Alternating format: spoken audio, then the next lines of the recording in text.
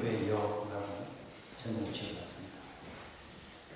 죄송하지만 물을 하나 가져다 주실 수 있을까요? 죄송합니다. 네. 우리 교회 성도님들이 참 귀하다는 생각을 많이 합니다. 지난 부활주일 맞죠? 창립 예배 이어서 맞죠? 부활주일. 그때 우리가 점심을 또 맛있게 먹었는데 우리 교회 네? 부활주일이 먼저죠. 그렇죠. 그러니까 부활주일 창립예배. 잘 먹었죠. 우리 교회 여성교회들은 덕선마다 손이 커. 그래서 감사하게도 이 원래 계획은 부활절과 창립주일에만 점심을 먹기로 되어 있었는데 열무김치가 너무 많이 되어 있어서 그 다음 주에 또 맛있는 열무 비빔밥은 없어요. 그 덕분에 손이 크신 덕분에 많이 먹었죠. 또 뭐 이 뿐만 아닙니다. 또 국도 뭐 한 솥을 한 분이 다 끓여 오셔가지고 전교인이 다 먹고 손이 너무 커. 그래서 행복해. 그래서 제가 생각을 해봤어요. 저희 집에서는 상상할 수 없는 일이거든요. 도대체 얼마나 국을 끓여야 전교인이 먹고 도대체 얼마나 열무김치를 만들어야 전교인이 먹고 남아서 반찬으로 먹고 남아서 그 다음 주에 또 먹을 수 있는가? 상상도 안 가는 거예요. 저는 이제 마음속에 그런 생각을 하게 됐어요. 그날 또 창립주일에 밥을 먹으면서 식사를 하면서 어떤 집사님이랑 대화를 하는데 그 집사님은 그러시는 거예요. 이 미역국이 연주사만 거죠? 그래서 잘 몰랐어요. 왜냐하면 우리 집에서 먹을 때는 미역국에 간장은 들어가는 거예요. 근데 그날 미역국에는 소고기가 들어가는 거예요. 그래서 생각해보니 그날 저녁에 소고기를 뜯어가지고 썰은 걸 보긴 했는데 그것이 여기에 들어간 줄은 몰랐지만 아무튼 맛있네요. 그랬더니 그 집사님이 하시는 말씀, 저희도 홍합을 잘 못 먹는데 오늘 홍합 미역국을 끓이셨다 그런 얘기를 하더라고요. 제가 드리고 싶은 말은 뭐냐면 우리 여성교회님들이 교회를 사랑하시고 또 이 요리를 즐거운 마음 새벽 4시까지 준비하시고 특히 이렇게 여기서 준비해서 오실 때 성도들에게 맛있게 또 모자라지 않게 드리고 싶은 그런 어떤 마음들 또 사랑이 담긴 사랑 한 스푼 추가한 그 요리가 저는 너무나 맛있고 또 먹으면서 내내 행복한 마음이 들었습니다. 뿐만 아니죠. 우리 예배팀을 보시면 매주 예전에는 9시 반까지 오시기도 하셔요. 매주 10시 전에 오셔서 음향, 엔지니어링 라인 다 세팅하시고 또 이제는 뭐 예배팀뿐만 아니라 그냥 성도님들도 일찍 오셔가지고 의자 세팅하시는데 도와주시고 이런 걸 보면서 참 제가 행복한 공동체에 와 있구나 이런 생각들을 좀 하게 됐습니다. 그래서 교회 큰 일이 있을 때마다 작은 일이 있을 때마다 함께 함이 기쁨되는 공동체에 여러분들 주님의 축복합니다. 축복합니다. 축복합니다. 중요한 것은 오늘 이 로마서 말씀이 15장 말씀이 14장 말씀에서 이어지는 말씀입니다. 이 당시 믿음이 약한 자들이 있었고 믿음이 강한 자들이 있었어요.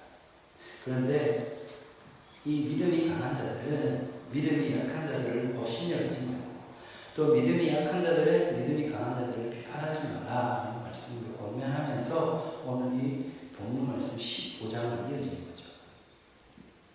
그렇다면 믿음이 연약한 자와 믿음이 강한 자들과 또 성품이 이러저러한 모든 사람들이 모여있는 이 우리 하나님의 교회는 우리 주님의 교회는 도대체 어떻게 해야 할까? 첫 번째로는 선을 이루고 답을 쌓는 것입니다. 우리 2절 말씀을 한번 여러분 읽어주시겠습니다. 시작.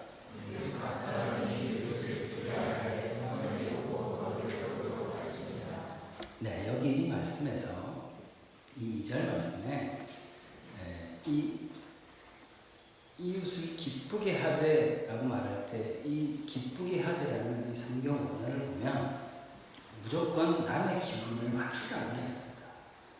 네. 남이 원하는 거를 맹목적으로 쫓고 이렇게 해주라는 게 아니라 현대어 성경을 보면 좀 더 명확하게 나와있죠. 우리 자신을 기쁘게 할 것이 아니라 다른 사람을 기쁘게 하고 그에게 유익을 주어 주님 안에서 어떻게 하더라고요? 네? 성장하도록. 주님 안에서 성장하도록 도와주라고 얘기합니다. 이 성경, 이 로마서 누가 썼습니까? 사도 바울이 썼죠. 하나님 불을 확 내려 확 쓰셨나요? 네. 사도 바울이 쓰신 로마 교회에 편지한 내용이죠. 이 로마서를 기록한 바울의 삶이 그랬습니다. 많은 사람을 주께로 인도하기 위해서 자신의 모든 유익을 구하지 않고 그들에게 기쁨을 주려고 노력했던 사도 바울의 삶. 고린도전서 9장 22절 23절 말씀을 함께 읽겠습니다. 시작. 약한 자들에게 내가 약한 자와 같이 된 것은 약한 자들을 얻고자 하며 내가 여러 사람에게 여러 모습이 된 것은 아무쪼록 몇 사람이라도 구원하고자 하니 내가 복음을 위하여 모든 것을 행하는 복음에 참여하고자 하노라. 아멘. 여러분, 그래서 복음에 참여한다는 것은 뭡니까? 복음을 전하는 사람이죠. 물론 우리 교회 와봐, 재밌어. 우리 교회 분위기 좋잖아, 와봐. 물론 이것도 한 부분이기도 하겠지만 궁극적으로 복음을 전한다는 것은 예수 그리스도 기쁜 소식이죠. 그 기쁜 소식의 내용이 뭡니까? 예수 그리스도께서 나를 위해 십자가에 달리시고 부활하셨어. 그분을 믿으면 구원을 얻을 수 있어. 하나님의 자녀가 되는 권세를 얻을 수 있어. 이게 복음이죠. 이러한 복음을 삶으로 살아내는 겁니다. 우리의 삶으로 보여주는 거죠. 어쩔 때는요, 이런 복음 100마디보다 내 삶으로 보여주는 그 삶의 모습 하나로 믿지 않는 자들이 주님 앞에 나올 수도 있습니다. 중요한 것은 뭡니까? 믿음이 약한 자들을 신뢰하는 것이 아니라 사도 바울처럼 그들과 같이 낮아져서 그들이 주님 안에서 성장하도록 돕는 것. 그것이 중요한 것이죠. 로마서 15장 1절 말씀을 읽어주시죠. 시작.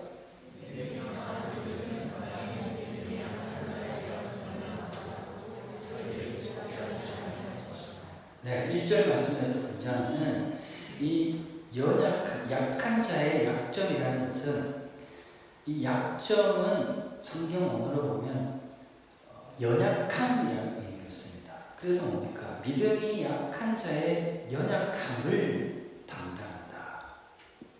이 담당하다라는 성경 언어는 너희가 서로 짐을 지다라는 의미를 가집니다. 이게 상징적인 의미로 쓰이죠. 잘 나오는 말씀이 바로 갈라디아서 6장 2절 말씀입니다. 너희가 짐을 서로 지라 그리하여 그리스도의 법을 성취하라. 할렐루야. 이와 같이 강한 자는 약한 자의 여러 가지 연약함들을 서로 나누어 짊어지는 것이죠. 그런데 중요한 것은 뭡니까? 이 강한 자가 연약한 자의 약점을 담당한다, 같이 짊어지다라고 할 때, 짊어질 때의 마음은 사랑 안에서, 그리스도의 사랑 안에서 행해져야 합니다. 그렇지 않으면 지치죠. 내가 이걸 왜 해야 돼? 너무 힘들다. 내가 왜 이렇게 해야 되지? 이런 마음들. 그리스도의 사랑은 뭡니까? 바로 예수 그리스도. 오늘 본문 말씀 3절 말씀을 보면 그리스도께서 자기를 기쁘게 하지 아니하셨나니 기록된 바 주를 비방하는 자들의 비방이 내게 미쳤나이다 하는 것과 같으리라. 아멘. 예수님은요, 연약하지만은 않으셨습니다. 그 시대에, 그 당대에 강한 용사와도 같았죠. 십자가에 죽어놨던 상황 속에서도 당당하셨어요.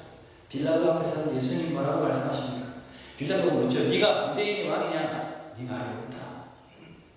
쫄지 않으셨어요. 예수님을 죽이고자 했던 그 당시 지도자들과 대제사장들, 서기관들 앞에서 두려움 없이 진리를 선포했습니다. 여러 차례 이 유대인의 지도자들은 예수님을 죽일 방법을 모색해서 아주 어려운 상황에 놓이도록 시험하는 상황들이 너무 많았습니다. 반면에 예수님은 약한 자들과 함께 먹기도 하셨고 그들의 슬픔에 함께 동참하셨어요. 서기관들과 바리새인들이 현장에서 가늠하다 잡혀온 여자를 우리 주님 앞에 끌어놓습니다. 이 당시에 유대법은 뭡니까? 돌로 쳐 죽여야 되는 것이 유대법이었습니다. 현장에서 가늠하다 잡혀왔어요. 그래서 이들이 말합니다. 서기관들과 바리새인들이 유대법으로는 이러한 여자를 돌로 치려고 했는데 선생님은 어떻게 하겠습니까? 물어보죠. 그 유대 지도자들은 예수님이 곤란한 상황을 만들게 합니다.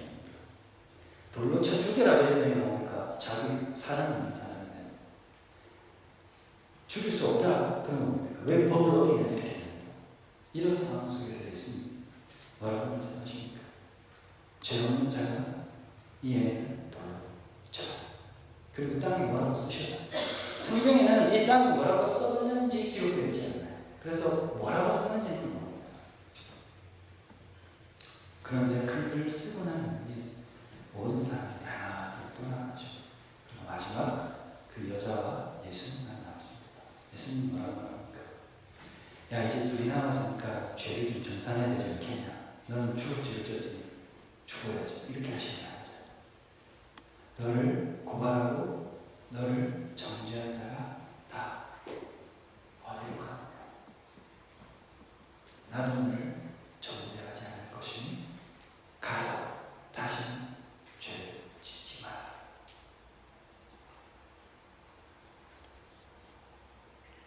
가족을 잃고 슬픔과 비탄에 잠긴 나사로의 가족들을 주님이 찾아가십니다. 그리고 그들과 함께 무시하죠. 예수님이 우리를 향한 가장 큰 사건은 뭡니까? 십자가의 사건. 죄 없으신 그 주님께서 사랑하는 우리를 위해 모든 고난을 받으신 거죠. 우리 주님은 단순히 죽음으로만 끝난 게 아니라 그 십자가에서 모진 고난을 당하는 그 상황 속에서 모든 죄인들이 겪어야 할 비방과 그러한 손가락질을 받으셨습니다. 그리고 그 구원을 완성하셨죠. 예수님은 사람들의 마음, 인기나 기분을 맞추기 위해 하신 행동이 아닙니다. 그들의 영적 유익을 위하여 하셨다는 거죠. 두 번째로는 우리가 어떻게 해야 할까? 인내와 성령의 위로로 소망을 가지는 것. 4절 말씀 여러분 읽어주시죠. 잘 보이죠? 네. 목소리 작으시고 잘 안 나오는 시작.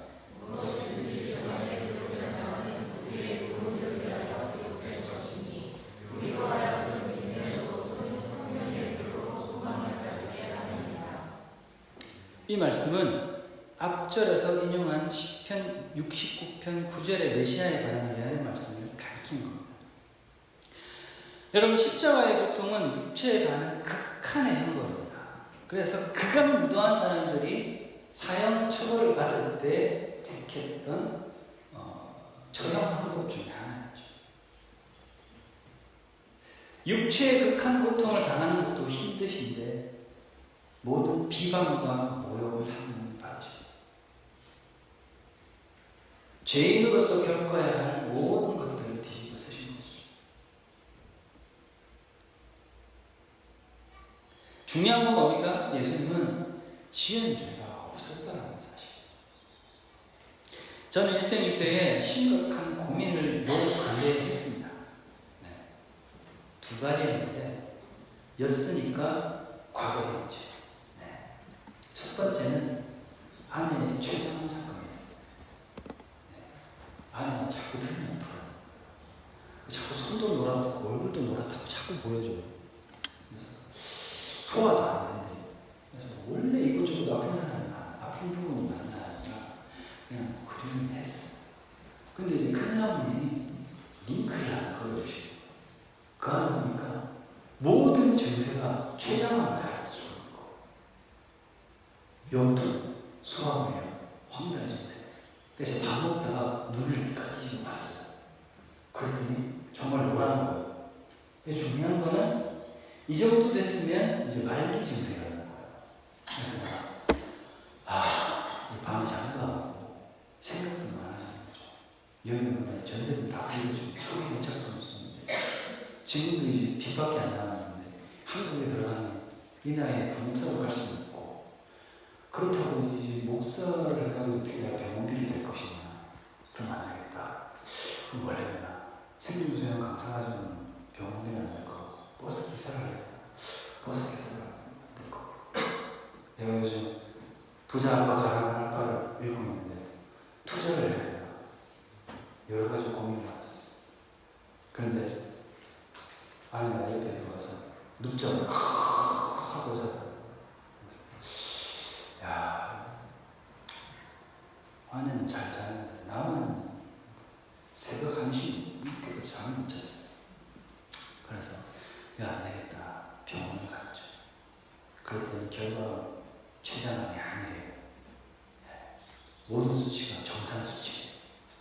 그래서 제가 나오면서 누구 하라고 할렐루야를 외쳤거든요. 본인들 일 아니면 감동도 없고 후회도 없고 남은 일이야. 그랬구나. 제가 저녁도 잘 밥맛도 없고 잠도 못 자고 그날 우리 5시간이 들어있어 병원에. 기진맥진해서 집에 왔는데 기분은 좋았어. 행복했어. 미규야 고마워. 두 번째는 지금도 전 진행 중입니다. 장인어른이 위장암 수술을 했어요. 모르시는 분도 많으시겠지만 이 발견했을 때 3기였어요. 그래서 복강경 수술을 하고 있었는데 몰랐어요. 수술할 때까지 몰랐어요. 입원하셨는데 제 안에 느낌이 있어요. 여자들이 지금 그런 느낌 있잖아요. 영상통화를 갑자기 딱 했는데 병원이 왜 병원이냐 했더니 어머님이 숨기려고 하시다가 그날 이래 해서 지금 하게 됐다. 그러니까 우리 자녀 입장은 그렇잖아요. 우리가 아내가 그런 얘기를 했대요. 우리한테 기도할 기회도 이제 놓치게 못하게 하시냐. 저는 제 마음에 제 아버님은 저희 2010년 7월 30일 새벽 1시에 간 안으로 소천하셨습니다. 내 아버지가 돌아가시고 난 후에 나를 낳아주신 아버지는 아니지만 아내로 인해서 얻은 영의 아버지가 생각하고 장인어른을 제가 아버지라고 봅니다. 아버지 이렇게 저는. 근데 그 아버지도 위장암을 주님께 기도를 했어요. 주님 이게 뭡니까? 두 분 다 깨끗게 하시면서 마음고생, 몸고생 그렇게 은퇴하시고 그냥 좀 행복하게 즐겁게 잘 살게 내버려두면 안 되는 겁니까? 저희를 믿는 사람이 이렇다 저렇다 하더라도 믿지 않는 자들이 볼 때에 목사님들이 왜 그렇게 병이 걸려서 죽어야만 하는가, 이런 아픔을 보면서 누가 하나님을 믿겠습니까? 이런 기도를 했었어요. 필립 간시에 하나님 당신께 실망했습니다 라는 책 중에 이런 내용이 있습니다. 소재는 이 현대의 용이라는 제목. 그 아래 보니까 어떤 내용이냐면 더글라스라는 분이 얘기를 기록했습니다. 그의 아내가 유방에서 종양이 발견되고 한쪽 유방을 제거하고 2년 후에 암이 풀어졌는데 화학밀도를 받으면서 투병 생활을 하게 됐어요. 더글라스는 그 때문에 집안일도 해야 되고 아이를 돌보는 일을 더 많이 하게 되겠죠. 아내는 아무것도 못 먹고 머리카락이 다 늘 피곤해하고 두려움과 우울증이 시작해요. 그렇게 힘든 시간이 오는 어느 날 밤, 이 더글라스가 아내와 12살짜리 딸을 데리고 도시 거리를 차를 달리고 있었는데 맞은편에서 음주운전 차량이 중앙선을 넘어서 달리면서 정면으로 충돌을 합니다. 더글라스의 아내는 충격을 받긴 했지만 다치진 않았어요. 그에 따라 팔이 부러졌고 유리파편이 얼굴에 심하게 다쳤고 가장 많이 다친 사람이 더글라스입니다. 머리를 부딪혀가지고 심한 부상을 입고 시력은 영구적인 손상을 입게 되고 남의 도움 없이는 계단을 내려가게 되는 상황. 이분을 필립 목사님이 인터뷰를 합니다. 중요한 건 그 뒤에 더글라스의 아내가 병원에서 실망스러운 소식을 전하죠. 배에 종량이 하나 더 있다는 겁니다. 그런 그를 만나서 물어봅니다. 하나님께 실망스럽거나 원망스럽거나 화가 나지 않으십니까? 그랬더니 더불어서 이렇게 빌립 솔직히 말해서 나는 하나님께 전혀 실망을 느끼지 않아요. 이유는 이렇습니다. 저는 먼저 아내의 질병을 통해서 그리고 특히 그 사고를 통해서 하나님과 인생을 혼동하지 않게 됐어요. 하나님과 인생을 혼동하지 않아요. 물론 닥친 일들 때문에 속상하죠. 제가 인생의 불공평함을 저주하면서 슬픔과 분노를 쏟아낼 자유가 있다는 것도 압니다. 하지만 그 교통사고에 대해서 하나님도 나와 똑같이 느끼실 거라고 믿어요. 무슨 말입니까? 하나님이 이 더블라스보다 더 힘들고 어려운 마음일 거라는 거죠. 하지만 물리적 현실을 넘어서서 영적인 현실을 보게 됐습니다. 하나님이 공평하시니까 인생도 공평해야 된다고 생각하는 경향이 있지만 하나님은 인생이 아니라는 거예요. 하나님은 인생이 아닙니다. 내가 늘 건강하기를 기대하면 엄청난 실망감을 맛볼 수밖에 없을 거예요. 하지만 하나님의 존재의 의무와 나를 향한 그분의 사랑은 내 건강에 달려있지 않아요. 솔직히 장애를 겪기 전보다 하나님과의 관계를 좀 더 바르게 세울 수 있는 시간과 기회가 더 많아졌어요. 우리가 삶의 정황과 관계없이 하나님과 관계를 맺어간다면 물리적 현실이 무너져도 계속 그 관계를 유지할 수 있을 겁니다. 인생의 불공평한 문제에도 불구하고 우리는 하나님을 신뢰하는 법을 배울 수 있습니다. 그게 욥기의 진짜 핵심이라니까요. 그러면서 헤어지면서 그렇게 얘기해요. 필립 집에 가셔서 예수님에 관한 성경의 말씀들을 다시 한번 읽어보세요. 예수님의 인생은 공평한가요? 십자가는 인생이 공평할 거라는 기본 전제를 완전히 무너뜨렸다고 생각합니다. 여러분, 성경은 진리를 말합니다. 그리고 그 진리는 빛입니다. 고난 가운데 어둠 속에 있는 우리에게 빛으로 위로와 소망을 주시는 줄 믿습니다. 많은 믿음의 성도들, 아브라함과 욥과 다윗과 요셉, 바울, 이들이 겪었던 고난과 어려움은 우리가 말로 할 수 없는 그런 것들이었습니다. 프레데릭 뷰크너라는 분이 이런 말을 합니다. 광야에 있을 때 언제나 하나님을 사랑하라는 명령은 마치 우리가 아플 때 건강하라는 명령, 목이 말라 죽어가는데 기쁨으로 노래하라는 명령, 다리가 부러졌는데 달리라는 명령과도 같다. 하지만 그럼에도 불구하고 이것이 첫째가는 가장 큰 계명이다.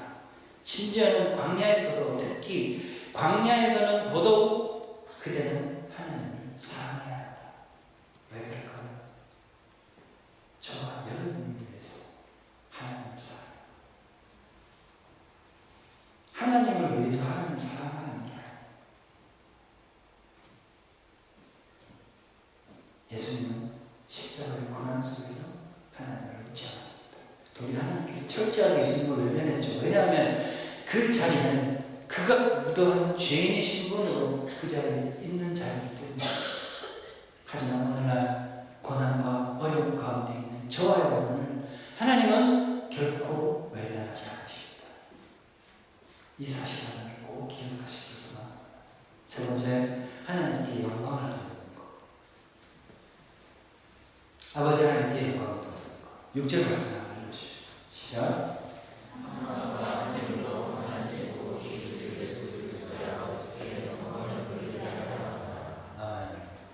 여기서 영광이라는 성경 언어가 독사조입니다. 독사조. 찬양하다, 영화롭게 하다라는 뜻을 가지고 있는데 고전 헬라어 문법의 용법에서는요, 이 독사조는 영광을 찬양한다라는 의미를 가지고 있습니다. 이 단어는 칭찬하다, 찬양하다, 존중하다, 존경하다, 경의를 표하다, 영예를 주다라는 의미를 가지고 있어요. 신약에서 이 독사조는 영광스러운 진이나 상태로 높여지는 것을 나타냅니다. 그래서 우리가 찬양할 때 주님을 높여야 되는 것. 그것이 영광을 드립니다. 11절 말씀을 보니까 모든 열방들아 주를 찬양하며 모든 백성들아 그를 찬송하라. 6절 말씀과 11절 말씀을 합해보면 어떻게 되는 겁니까? 한 마음 한 입으로 주를 찬양하며 찬송하는 것, 즉 예배하는 것이죠. 그래서 12절 말씀을 보니까 여러분 한번 읽어보시죠. 시작.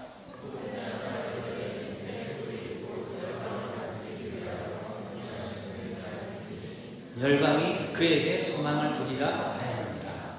아멘. 살아계시고 역사하시는 지금도 우리와 함께 하시는 그 주님께 소망을 두는 겁니다. 제가 회사를 그만두고 오롯이 훈련을 받는 시간이 있었습니다. 그런데 그 시간에 매주 한 번씩 목요일 찬양과 경배하라는 시간으로 하나님께 예배를 드렸는데 그 시간이 저는 너무 좋았어요.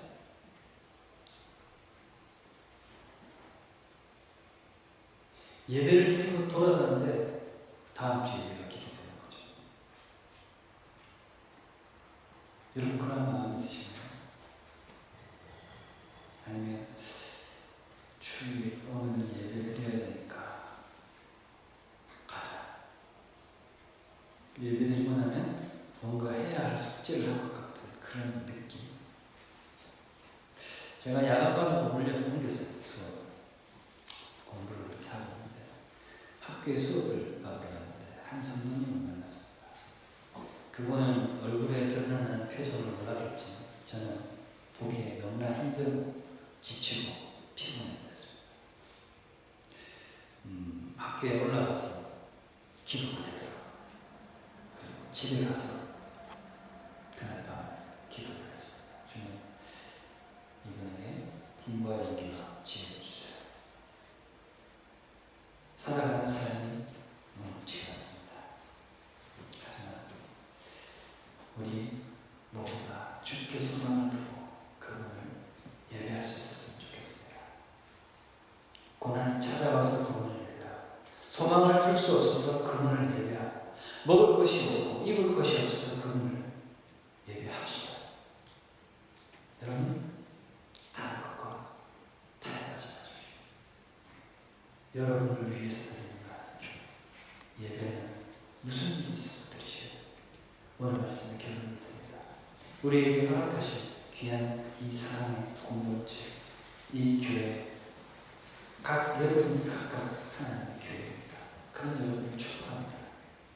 감사하면서 서로 함께 짐을 나눠주면서 함께 주님을 예배하면서 하나님 원하시는 길로 나갈 수 있기를 소망합니다. 혼자 간다고 생각하면 갈 수 없어요. 군대에서 혼자 유교 훈련을 받아봐요. 어떻게 살겠어요? 근데 옆에서 같이 부르고 있어요.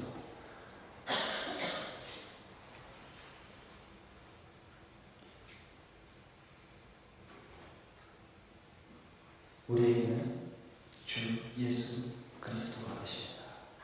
그분께 소망을 두고 함께 갑시다. 아멘.